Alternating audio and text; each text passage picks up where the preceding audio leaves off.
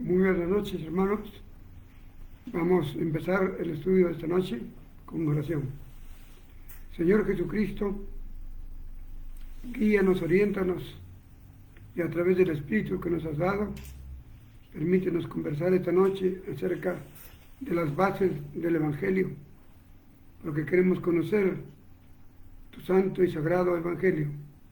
Bendice tu palabra, Señor, te lo pido en el nombre tuyo. Amén. Bien,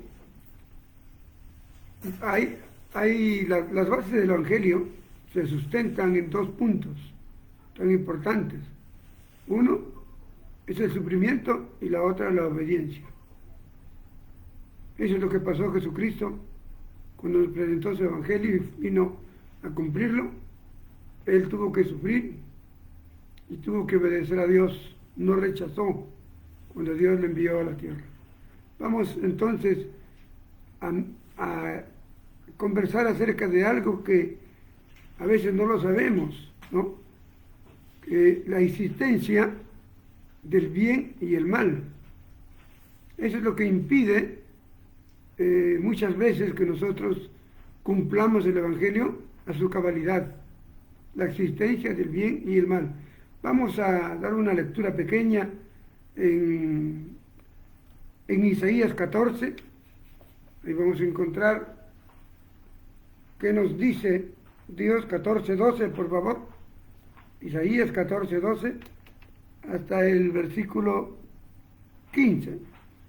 Dice: ¿Cómo caíste del cielo, oh lucero, hijo de la mañana? Cortado fuiste por tierra tú que debilitabas a las naciones. Tú que decías en tu corazón: subiré al cielo y haré mi trono. Tú que decías en tu corazón: subiré al cielo en lo alto junto a las estrellas y levantaré mi trono. En el monte del testimonio me sentaré a los lados del norte, sobre las alturas de las nubes subiré y seré semejante al Altísimo. Mas tú, derribado eres hasta el Seol, a los lados del abismo. Aquí vemos en tiempos antiguos, muchos antes de la fundación del mundo, cuando un ángel llamado Lucero se rebeló contra Dios, inició una rebelión contra Dios y muchos millares de ángeles le siguieron. Y aquí podemos ver que se le identifica a él como Lucero, hijo de la mañana, porque en otro pasaje nos dice que era muy hermoso el lucero, y lo compara con el lucero de la mañana, porque el lucero de la mañana, los que han visto, yo no lo he visto, pero cuentan que los que han visto el lucero de la mañana, es una escena lindísima contemplar a la primera estrella, a la última estrella que se oculta, llamada el lucero de la mañana. Entonces así se identifica por su belleza. Pero aquí nos dice que en su corazón él decía: subiré al cielo, a lo más alto junto a las estrellas. ¿Y qué quería ahí? Levantaré mi trono. Quería usurpar el trono de Dios, ¿no? ¿Y qué más nos dice? Que sobre las alturas de las nubes subiré y seré semejante al Altísimo. La envidia, el celo, hizo que este ángel se rebelara con Dios. Observemos en el otro pasaje que nos enseña en el libro de Ezequiel. En Ezequiel vamos a leer capítulo 28, del 12 al 17. ¿Ya? 28, acá estamos. Ezequiel, capítulo 14. ¿Dónde estamos? 28, perdón, 28. Ezequiel 28, está. Esta Biblia no pega.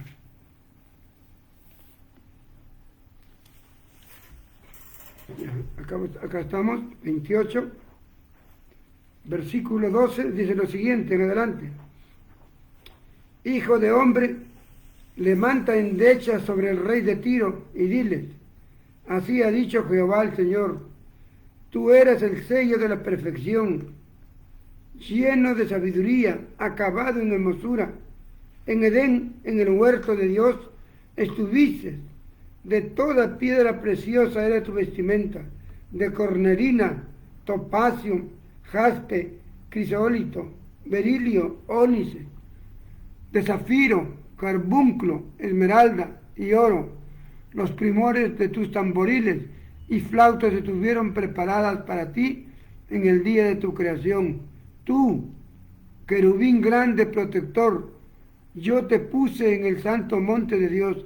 Allí estuviste en medio de las piedras de fuego, te paseabas. Perfecto eras en todos tus caminos, desde el día en que fuiste creado hasta que se halló en ti maldad. A causa de la multitud de tus contrataciones, fuiste lleno de iniquidad y pecaste, por lo que yo te eché del monte de Dios y te arrojé de entre las piedras y de piedra de fuego, oh querubín protector. Se enalteció tu corazón a causa de tu hermosura, corrompiste tu sabiduría a causa de tu esplendor. Yo te arrojaré por tierra, delante de los reyes te pondré, para que miren en ti con la multitud de tus maldades y con la iniquidad de tus contrataciones. Profanaste tu santuario. Yo pues saqué fuego de en medio de ti, el cual te consumió, y te puse en ceniza sobre la tierra a los ojos de todos los que te miran. Aquí tenemos una descripción más clara del enemigo de Dios que se reveló. Aquí le llama querubín grande, querubín grande. Los querubines son los más altos rangos de ángeles en el cielo, junto con los arcángeles y querubines, ¿no? Los arcángeles son guerreros y los querubines son los que están a la defensa, al cuidado de Dios. Pero aquí tenemos este querubín, era lleno de sabiduría, era acabado de hermosura, como vimos en el otro pasaje, era bello, hermoso. En Edén, en medio del huerto estuviste, desde el día de la creación. Dice, pero tú, querubín grande, protector, o sea, él debía proteger, al ser el querubín líder protector, él debía proteger que ningún ángel se rebele contra Dios. Pero fue el líder el que se rebeló. Entonces aquí dice, tú, querubín grande, protector, yo te puse en el santo monte de Dios. Allí estuviste en medio de las piedras de fuego, te paseabas. Perfecto eras. Dios le creó perfecto. Perfecto.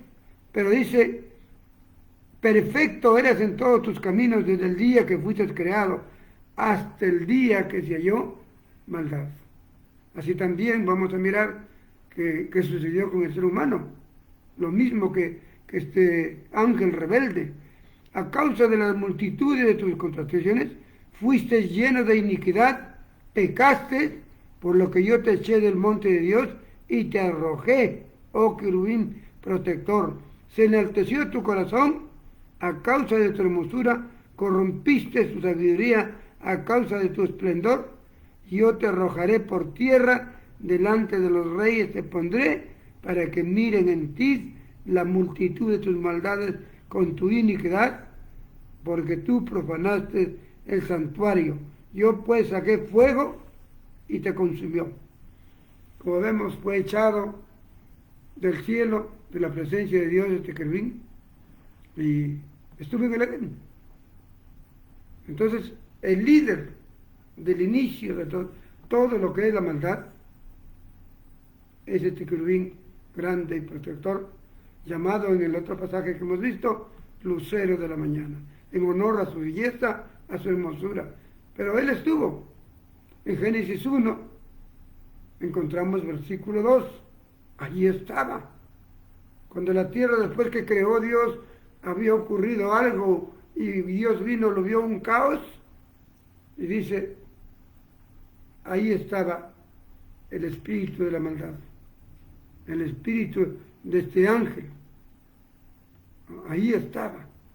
Y cuando Dios creó al hombre, vamos a mirar un poquito, recordar la historia de cómo sucede, como le dije al comienzo, hay algo que a veces nosotros ignoramos, la existencia del bien y la existencia del mal. Cuando lo ignoramos, el mal domina nuestra mente. Pero si no lo ignoramos, entonces cuidamos nuestra mente, pedimos protección a Dios, que nos ayude, porque es superior a nosotros este ángel o querubín. ¿Y qué pasó? Ya que sabemos que existe el bien y el mal, representado el bien por Jesucristo y el mal por este querubín, el rebelde, que se rebeló contra Dios. Pero después de mirar todo esto, dice, hemos visto en uno de los pasajes en Ezequiel, que él estaba en el huerto del Edén. Cuando Dios creó a Adán y Eva, él estaba ahí. Y yo creo, aunque no lo dice la palabra, que Dios recomendó a Adán que se cuide de un ángel maligno. No dice ahí en las Escrituras, pero es una suposición, porque Dios, cuando nos conoce, Él nos enseña todo, la existencia del bien y la existencia del mal. Bien, Dios creó al hombre, lo hizo perfecto, a la mujer lo hizo perfecta, pero parece que ellos no pusieron las bases para conocer la doctrina de Dios, o su evangelio, sus enseñanzas también se le llaman. ¿Por qué? Porque, como dije al comienzo, la base del evangelio de Jesucristo está como en dos manos. En el sufrimiento y en la obediencia. No podemos obedecer a Dios si no sufrimos. Por eso el sufrimiento va primero y después la obediencia, y sobre esa base sale el Evangelio de Jesucristo. Muchas veces decimos, sí, yo creo en el Evangelio, pero obedecemos a Dios. Obedecemos a Dios, pasamos sufrimientos en una tentación o caemos. Así pasó en el huerto del Edén. Dios recomendó y hizo todos los alimentos disponibles para que coman Adán y Eva y sus descendientes. ¿Pero qué pasó? Dios le dijo, mira, aquí hay 3 árboles frutales, 3 que son tu alimento, uno a la derecha, otro a la izquierda y otro en el centro. El del centro es el árbol de la vida eterna. El que está a la izquierda es el árbol del conocimiento del bien y del mal. Y el árbol de la derecha son todas las plantas, todo lo que tú necesitas para alimentarte. Así que ahí te dejo, cuida y guarda el Edén. Le dijo, una recomendación. Por favor, le dijo una recomendación. No, por favor, no. Por favor, tú no comas del árbol de la izquierda. Tú no comas el fruto del árbol de la izquierda, porque si día que comas, morirás. Bien, eso le recomendó a Adán. Adán comunicó a su esposa y estaban felices por un buen tiempo, hasta que ellos se ignoraron de la existencia del mal. Y el mal se disfrazó y vino a ellos, no como lo vemos en Apocalipsis, como un monstruo. Se vino como una bella y deliciosa serpiente inofensiva, que no hace daño. Y sabemos todo, el coqueteo con Eva, que Eva cayó Eva, desobedeció a Dios e hizo caso a lo que la serpiente le dijo que haga. No le dijo, si tú comes, vas a ser como Dios. Y ojo, cuidadito, siempre sigue utilizando hasta ahora ese mismo refrán, ese mismo dicho de la serpiente. Puedes ser como Dios. Yo te doy autoridad que seas como Dios. Se lo dijo a ella. El día que coman, serás como Dios. Entonces, he ahí la naturaleza humana que solamente se rige sin consultar a Dios. Es de hecho que va a caer. Sin buscar el consejo divino de nuestro Hacedor, nosotros somos como una pelota que patea a Satanás a su antojo. Y eso es lo que hizo con Eva. Comió Eva, no murió. Vino Adán, comió, no murió. Y todavía le sacó chance. Ven, han comido y no han muerto. Y esa es una de las interrogantes de muchos predicadores, muchos estudiosos de las Sagradas Escrituras y generalmente de aquellos que lo estudian sin la dirección de Dios. ¿Por qué? Ellos dicen, muchísimos, hay libros, hay prédicas de hombres que dicen que Dios falló o Dios se tuvo compasión de Adán y Eva, porque ellos comieron del fruto prohibido y no murieron. Adán por lo menos vivió 930 años. Eva no sabemos a qué edad murió, pero vivió muchos años. Entonces ellos dicen, no se cumplió lo que Dios dijo, que si comeréis de ese fruto moriréis. Yo me he pasado varias veces preguntándome a mí también. En verdad no murieron. Pero cuando uno pide la orientación del Espíritu Santo, recién nos damos cuenta que sí murió.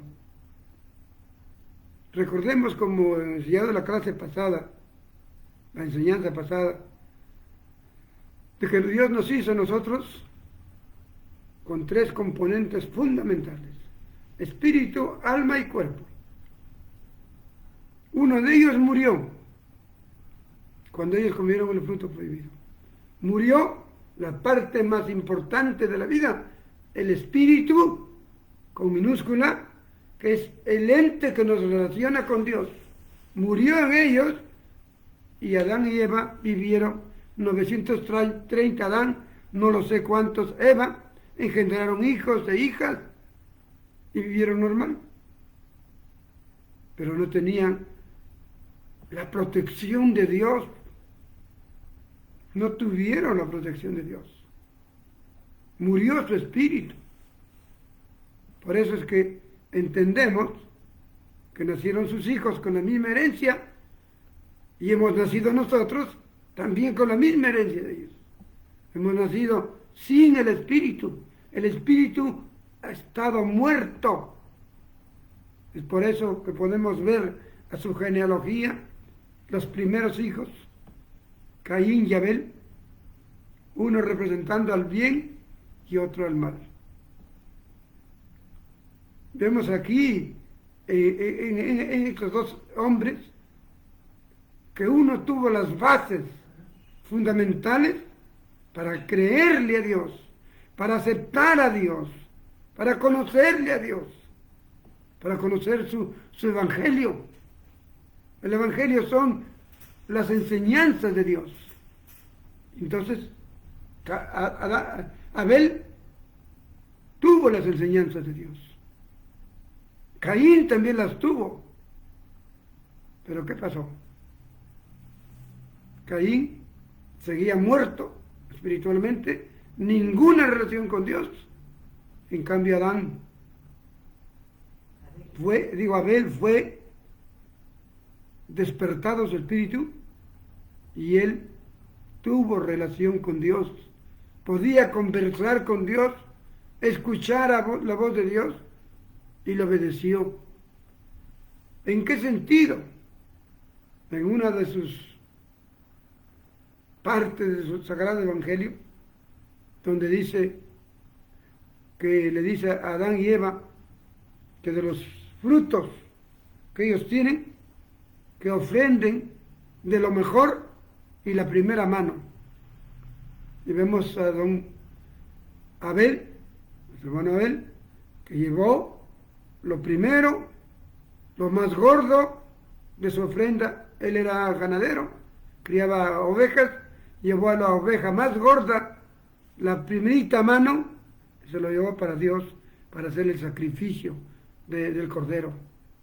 En cambio, Caín era agricultor, también ofrendó, pero ofrendó las obras, primero su negocio, primero vendió sus papas, camotes, los que quedaron, le dio su ofrenda para Dios. Y eso desagradó a Dios. Esa ofrenda basura desagradó a Dios. Entonces, le agradó la ofrenda de Abel y de envidia, cólera, odio, rencor. El hermano Caín mató a su hermano Abel. ¿Y qué diríamos? Separado fue Caín, como un gitano, fuera de acá del paraíso, a vivir lejos, como un gitano errante. Llevó a su familia, formaron su pueblo y se fueron. Siguió la genealogía de Adán y Eva. También vemos a un hombre llamado Enoc, un hombre que tuvo una relación con Dios. Y para tener relación con Dios, él tuvo que buscar, aunque sea mirando sus ojos al cielo, buscándolo a su Creador. Entonces, al ver que un hombre busca a Dios, aunque sea, como dice la palabra, a tientas, Dios despertó su espíritu, lo hizo resucitar a su espíritu de Enoc. Y Enoc dice que caminó con Dios 360 años de su vida, de los 365 años que vivió. Esos 65 años, él tuvo sus hijos, tuvo su esposa y caminó los 300 años con Dios. Eso no significa que abandonó a su esposa, abandonó a sus hijos. Sin dejar a su esposa y sus hijos, él daba siempre la prioridad a Dios. Caminar con Dios, caminar con Dios. Aquí vamos viendo las bases fundamentales que son obedecer a Dios. En esa caminata con Dios, ¿qué le iba diciendo Dios?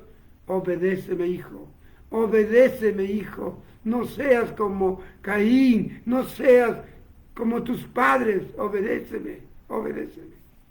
Que fue un hombre obediente, y dice la palabra, que un día desapareció y se lo llevó Dios. Ahí tenemos un gran ejemplo de lo que pronto va a suceder. El arrebatamiento o el rapto de los que son iglesia, de los que tienen en su corazón al Espíritu Santo, a Cristo, de los que han cumplido con 1 Corintios 3, 16, 17. ¿No sabéis que vosotros sois el templo de Dios y que Dios quiere morar en sus corazones? Y eso mismo Dios le enseñó a Enoc. Si no, ¿por qué se lo llevó? Porque él tenía a Dios en su corazón. Terminó su vida tan corta de todos los 10 integrantes de la primera generación, y vemos también la historia de otro hombre consagrado para Dios. De los miles de hombres, miren, un hito, otro, uno que lo mató a su hermano, el otro, acabo de contarles de no, y el otro viene Noé.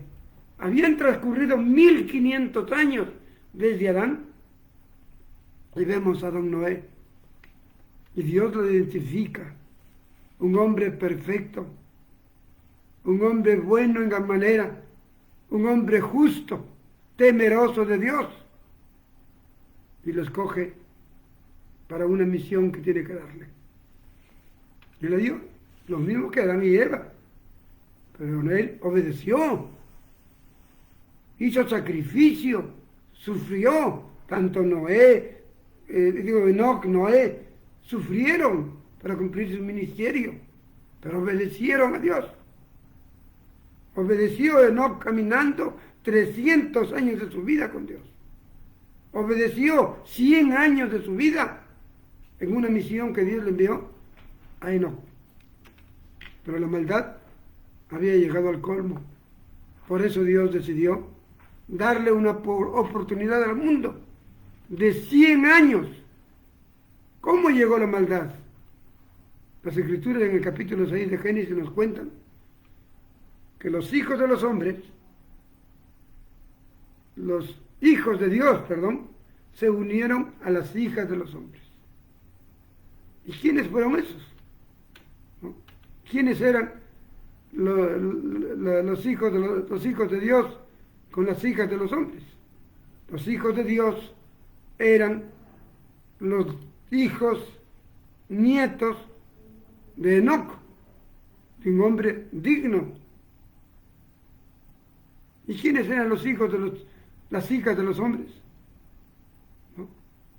Todas las hijas de Caín, que había regresado después de 1500 años, nietos, bisnietas y todo, vinieron las pecadoras, tentaron a los hijos de Dios, y entonces en esa confusión de maldad con el bien, nacieron gigantes malos, perversos, y la maldad campeó.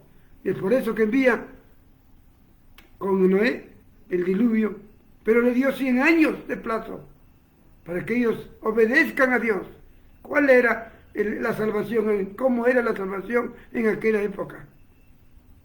Solamente voy a hacer un arca, decía Noé, y cuando esté terminadita, por favor, y entren y serán salvos, porque va a haber un diluvio y nada va a quedar, ni de la raza humana, ni de animales, ni de nada, ni plantas. Todo el mundo se burlaba, no le creían, pero él siguió haciendo su arca. Se cumplieron los 100 años, cuando el agua ya estaba a media rodilla, toda la gente corrió a entrar al arca, se aventaban y todo lo demás. Llegaron algunos y no se podía abrir el arca, la puerta del arca estaba cerrada, y comenzaron a gritar: Noé, Noé, por favor, ábrenos la puerta. Quizás en su intento Noé intentó abrirles, pero la puerta la cerró Dios y llevó la llave. Nadie se salvó. Así será mañana, el día del arrebatamiento, porque hoy a todos avisamos. Ya se acerca el arrebatamiento, ya se acerca el arrebatamiento. Ya se viene predicando el doble de lo que predicó Noé. Noé predicó 100 años, hoy estamos más del doble, 2000 años predicando. Ya estamos en la base del 3000, porque ya estamos en la era del 3000, porque hasta el 2000 se han cumplido los 2000 años, ahora estamos 20 años del tercer milenio, y en este milenio, en cualquier día de ese milenio, ocurre el rapto.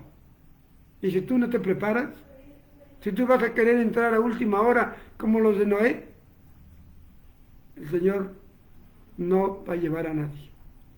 Por favor, os ruego,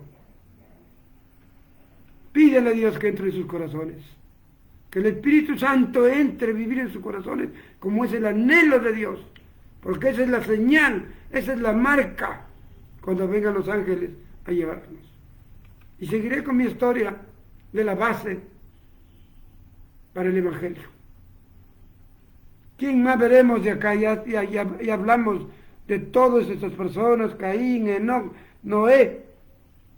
Ahora hubo un hombre, Abraham, 500 años después del diluvio, en el año 2000, a la mitad de los 4000 años que duró todo el Antiguo Testamento, encontramos a un hombre llamado Abraham, así sencillo, pero después Dios le cambió su nombre a Abraham.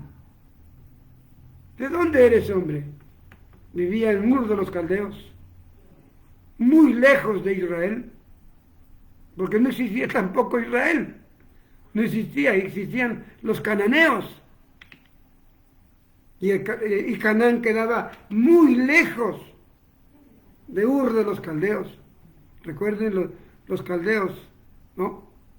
Después de Babilonia, estuvieron de reinado en el mundo los caldeos, ¿no? Entonces desde allí estoy convencido de que Abraham también, así de esos pocos que salían a buscar al Dios verdadero, porque todos creían en dioses hechos por manos de hombres, en todos los pueblos, a pesar que Dios enseñó que no era así, pero en todos los pueblos tenían sus dioses, su dios serpiente, su dios chanchito, su dios vaquita, su dios torito, su dios culebra, y aún con figura de hombres. Le hacían una figura del rey, ese era otro dios. Y Abraham un día escuchó la voz de Dios. Y le dijo a Abraham: sal de ese pueblo, te voy a llevar a otro lugar donde ahí me vas a hacer un pueblo santo, un pueblo como tú, que me busque, para que le reviva su espíritu. Él escuchó la voz de Dios y obedeció. Con su esposa Sara se fueron. Sarita era estéril, pero aún así siendo estéril, él creyó en todo lo de Dios. Cuando ya llegaba a donde iba a fundar el pueblo de Israel, le dijo Dios: mira las estrellas, así será tu descendencia.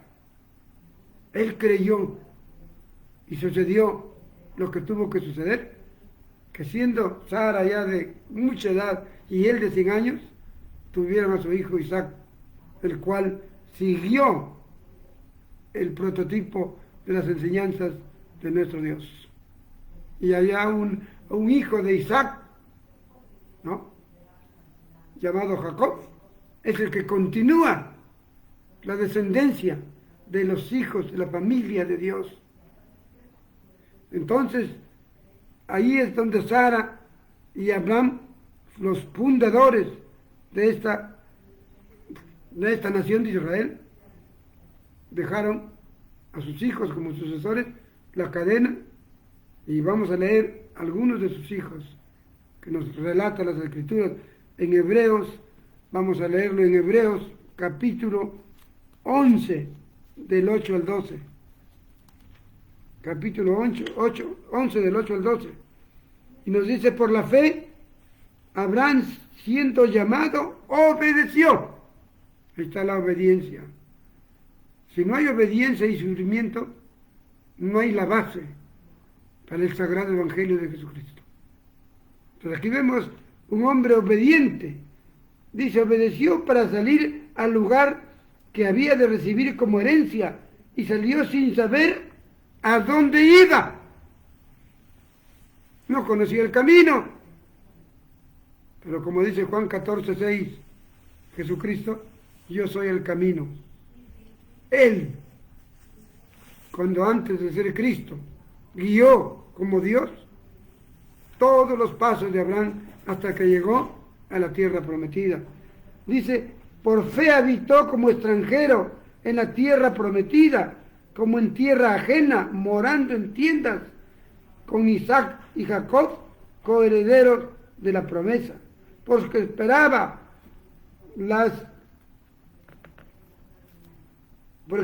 la ciudad que tiene fundamento, cuyo arquitecto y constructor es Dios.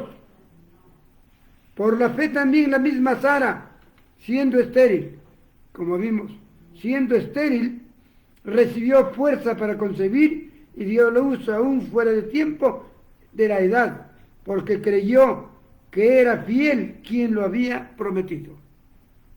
Por lo tanto, de uno y de ese casi muerto salieron como las estrellas del cielo en multitud y como arena innumerable que está en la orilla del mar. De este varón anciano y con esta dama estéril, venimos nosotros.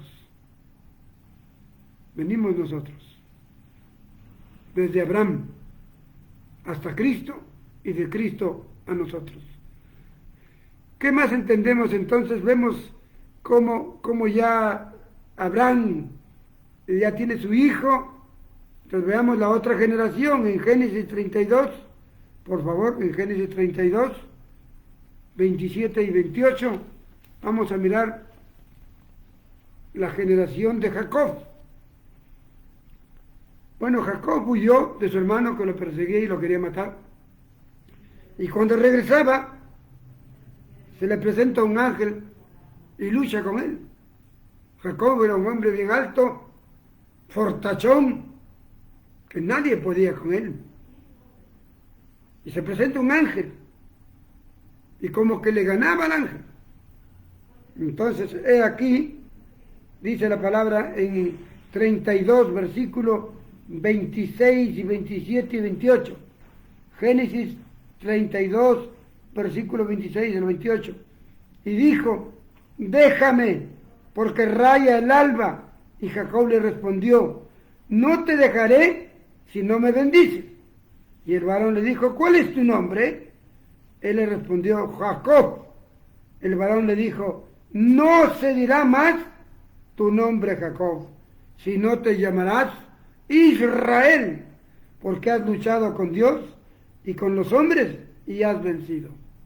La palabra Israel significa Dios lucha. Así que cuando nosotros, que somos israelitas, por adopción, nosotros, cuando hay una lucha con el enemigo, tenemos que recordar, somos Israel. Dios pelea la batalla cuando Satanás nos quiera atacar. Esa es nuestra arma. Somos israelitas descendientes desde Abraham. Por eso le cambió de nombre para un hombre que lo dejó cojo, pero ahora, así como cojo, Israel era vencedor. Porque ¿quién peleaba? Dios peleaba por el cojito y el cojito ganaba y era vencedor. Así por nosotros, cojos, con falta de conocimiento, con falta de muchas cosas de la vida. Cuando nos llamamos Israel, decimos, Señor, pelea por nosotros. Tengo esta lucha con el enemigo, tengo esta tentación acá, pelea por mí. Entonces Dios pelea y nos da la victoria. Vamos a leer otro pasaje bíblico, por favor, que nos ayude a entender la trayectoria de toda esta historia que estamos viendo, las bases del Evangelio. En el libro de Hebreos vamos a leer capítulo 11, versículos 20 y 27. Versículo 11, desde el versículo 20 al 27. Por la fe bendijo Isaac a Jacob. Isaac, hijo de Abraham, y ahora Jacob. ¿No? Por la fe bendijo Isaac a Jacob y a Esaú respecto a las cosas venideras. Por la fe Jacob al morir bendijo a cada uno de los hijos de José y adoró apoyando sobre el extremo de su bordón. Por la fe José al morir mencionó la salida de los hijos de Israel. Por la fe Moisés, ya llegamos a un hombre obediente a Dios, Moisés. Por la fe Moisés al morir mencionó la salida, por la fe Moisés cuando nació fue escondido por sus padres por 3 meses porque vieron niño hermoso y no temieron el decreto del rey. Por la fe Moisés, hecho ya grande, rehusó llamarse hijo de Faraón, escogiendo antes ser maltratado con el pueblo de Dios que gozar de los deleites temporales del pecado. Y eso es lo que ha ocurrido y debe ocurrir en nuestras vidas. El día que entregamos nuestra vida a Cristo, no vienen alegrías, no vienen fandangos a los gozos de esta carne, Sufre esta carne y tiene que sufrir. Así sufrió Moisés. Pues sí, sufrió con el pueblo de Dios antes que ir a ser alegre, bendecido como hijo de la hija de Faraón, en los deleites de la carne. Y así nosotros, cuando nos llama Dios, hermanos, los deleites de la carne ya están fuera de nuestra vida. En nuestro deleite es Cristo y su sufrimiento y obedecerle. Ese es nuestro deleite. Teniendo por mayores riquezas el vituperio de Cristo que los tesoros de los egipcios, porque tenía puesta su mirada en el galardón. ¿Cuál es el galardón en que nosotros tenemos que tener puesta nuestra mirada? El tercer cielo. El tercer cielo. Allá donde vamos a vivir con Jesucristo. Ese es nuestro galardón. Por fe dejó Egipto, no temiendo la ira del rey, porque se sostuvo como viendo al invisible. Y eso es lo que tenemos que sostenernos ahora nosotros. En el invisible que se hace visible en nuestras vidas, en nuestras decisiones, en lo que tenemos que decidir el día a día. Si tú no estás acostumbrado a pedirle que te guíe ese día el Señor Jesucristo, es un momento de cambio, porque estarías como el egipcio, que ellos tenían dioses visibles, que iban a adorarle a sus dioses visibles para que les guíe el día a día. Pero Moisés dijo, no, yo me guiaré por el invisible. El invisible le llamó y le dio las tablas de la ley. ¿Qué más entendemos acá? Bueno, hay que ir a mirar otro pasaje, Hebreos 11:32. Dice, ¿qué más pues digo? Porque el tiempo me falta, contando a Gedeón, a Barak, a Sansón, a Jefté, a David, así como a Samuel y a los profetas, que por fe conquistaron reinos, hicieron justicia, alcanzaron las promesas, taparon boca de leones como Daniel, apagaron fuegos impetuosos, evitaron filo de espada, sacaron fuerza de la debilidad, se hicieron fuertes en las batallas, pusieron en fuga a los ejércitos extranjeros. Y el versículo 39 y 40 del mismo capítulo nos dice, todos estos, aunque alcanzaron buen testimonio mediante la fe, no recibieron lo prometido, proveyendo Dios alguna cosa mejor para nosotros, para que no fuesen ellos perfeccionados aparte de nosotros. Es decir, todos ellos y nosotros vamos a ser perfeccionados por la sangre de Cristo. Eso es el integrante del Evangelio que la próxima semana estaremos mirando, este Evangelio de nuestro Señor Jesucristo. ¿Qué más diremos? Vamos a leer Hebreos 12, por favor, del 1, Hebreos 12, del 1 al 4 y después del 5 al 8. Por tanto, nosotros también teniendo en derredor nuestra grande nube de testigos, despojémonos de todo peso y del pecado que nos asedia, y corramos con paciencia la carrera que tenemos por delante, puestos los ojos en Jesús, el autor y consumador de la fe, el cual por el gozo puesto delante de él, sufrió la cruz, menospreciando el oprobio, y se sentó a la diestra del trono de Dios. Qué interesantes estos versículos, hermanos. Nuestra vida cristiana tiene que ser así. Hay grande nube de testigos a nuestro alrededor. Nosotros tenemos que seguir adelante, la carrera de la fe. ¿Cómo? Puestos los ojos en Jesús. ¿Se acuerda la historia de nuestro hermano Pedro? Él, cuando fijó sus ojos en Jesús, caminó encima de las aguas, pero cuando quitó sus ojos, se hundió. Así puede ocurrir en nuestras vidas. Si nosotros sacamos nuestros ojos de la palabra de Dios, que es Jesucristo, Algún día vamos a hundirnos en el mar de la desesperación. Pero si todos los días nuestros ojos están puestos en Cristo Jesús, que es la palabra, tengan por seguro que nada ni nadie podrá sacarnos del camino, la verdad y la vida. Considerad aquel que sufrió tal contradicción de pecadores contra sí mismo, para que vuestro ánimo no se canse hasta desmayar. Miremos a Cristo, su vida, su sufrimiento. Así que un sufrimiento que tengamos no se iguala al sufrimiento de Jesucristo. Nuestros sufrimientos son pequeñísimos en comparación con tanto que sufrió Jesucristo por nosotros. Porque aún no habéis resistido hasta la sangre combatiendo contra el pecado, y habéis ya olvidado la exhortación que como a hijos se os dirige diciendo: Hijo mío, no desprecies la disciplina, no menosprecies la disciplina del Señor, ni desmayes cuando eres reprendido por Él, porque el Señor al que ama, disciplina y azota a todo el que recibe por hijo.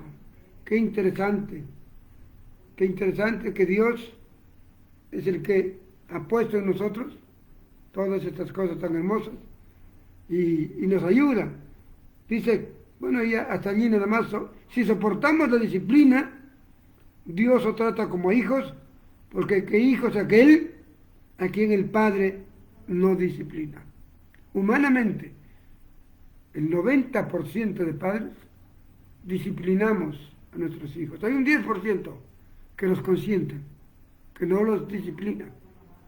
Hacen muy mal, porque Dios nuestro Padre nos disciplina a nosotros para que seamos buenos hijos. Vamos a leer el penúltimo pasaje, Primera de Juan 2, 1 al 6. Por favor, Primera de Juan 2, del 1 al 6. ¿Qué nos dice? Primera de Juan: Hijitos míos, estas cosas os escribo para que no pequéis. Si alguno hubiera pecado, abogado tenemos para con el Padre, a Jesucristo el justo. Él es la propiciación de nuestros pecados, y no solamente por los nuestros, sino también por todos los del mundo. Errores, pecados, va a haber en nuestras vidas, hermanos. Pero no nos desanimemos, no nos paremos, sigamos adelante. Doblemos rodilla delante de Jesucristo, que como niños estamos fallando muchas veces. Pidámosles perdón y de nuevo adelante a seguir la carrera. Él es nuestro abogado, Él es el que nos ayuda. Pero dice aquí, el que dice yo le conozco y no guarda sus mandamientos, el tal es mentiroso y la verdad no está en él. Pero el que guarda su palabra, en esta verdaderamente el amor, verdaderamente el amor de Dios se ha perfeccionado. Por eso sabemos que estamos en Él. El que dice que permanece en Él debe andar como Él anduvo. La única manera ahora de permanecer en Cristo es permanecer todos los días leyendo las Sagradas Escrituras. Si tú no la haces, recuerda que el enemigo de Dios está al acecho para apartarte del camino. ¿Cuántos han apartado del camino?